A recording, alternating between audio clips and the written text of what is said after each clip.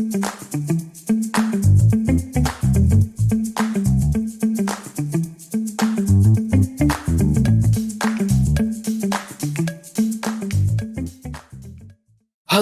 guys, Mehul here back again with another new video, and today yet another Figma tutorial. So okay, let's do it. So how many times you have seen some of the great smoothie buttery shadows in UI elements, maybe in other kind of elements, anything possible.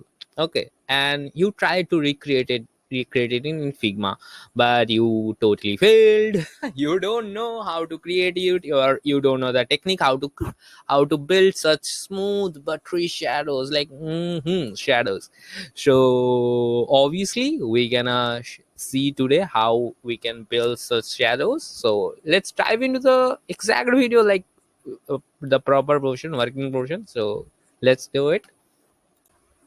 So here I am in Figma, and I will continue on the project that I built in my last video, last Figma tutorial. So obviously this is a great subject to showcase shadows. So let's start it. So first, yet another plugin. Here I will use yet another plugin that is called Smooth Shadows, SMOOTH all together. Okay, you can obviously get it in the Figma community, and it's a really great plugin, to be honest. Great, like and obviously you can see everything in live interaction is possible with this plugin. So just look into the shadows and how it is changing with the parameters. Okay, so I will increase the alpha. See how the alpha value is increasing the like depth of this shadow and all. Okay, so right there is okay, and you can increase and decrease the layers. So as you can see, while I am increasing the shadows, it's also increasing the layers here, right? Like increasing the layers, obviously it's increasing the layers here. Like how many shadow, like how many value of the shadow will appear there, how many value of color will appear there. Okay, so and it will obviously create this much layers in your shadow panel. Okay, somewhere around it's okay, and I would like to change the shadow color also, like yeah, a little bit bluish, I think. No, let's go for purple tone. Not too purple, not too blue, somewhere around here. Okay, and I will obviously you can see the how layers are separated here. Okay, so obviously I will adjust it too, and in this offset you can change the shadows direction up or low, like up or down.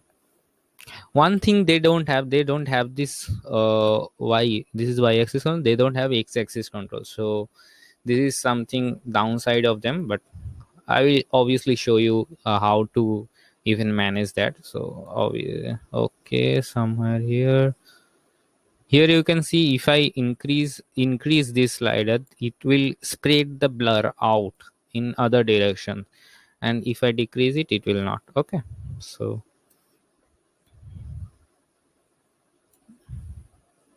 okay, that's it. I like it in this way, so I will just save it and apply the shadow. Obviously you have to apply the shadow, so it have created the whole shadow panel here. And obviously from here you can also tinker with it, and obviously change those colors and all. So one thing I usually do when I need shadows in both direction, x and y, what I do, I just copy the value of y into x axis, and that's it. And I have to do it for every other shadows, like every layer of the shadows. So it is quite hectic, I think, like not too much hectic, but yeah. But yeah, you can obviously do it, why not? Just little bit of manual intervention, so obviously we can tolerate that. 94. And that's it. You have a great looking shadow, and I think I have done it in the wrong way. Whatever. So whatsoever. So just change the color of it now. What is the problem?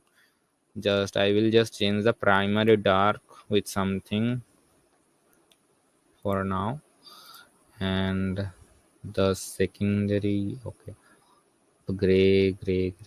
I have grays. What? Whatever. And we'll obviously change the primary dark. Okay, primary dark -2. We'll create it to dark and choose it and create it. Okay, that's it. Now it's matching, obviously. Oh, so that's it for this video. So if you like my content in general, please subscribe to my channel and give reviews about this video in the comment section also. And if you know about some of the great plugins of Figma or anything else, or some great web apps, websites, plugins, API, open source, whatever, please let me know all about them in the comments so I can feature them in my future videos. So bye.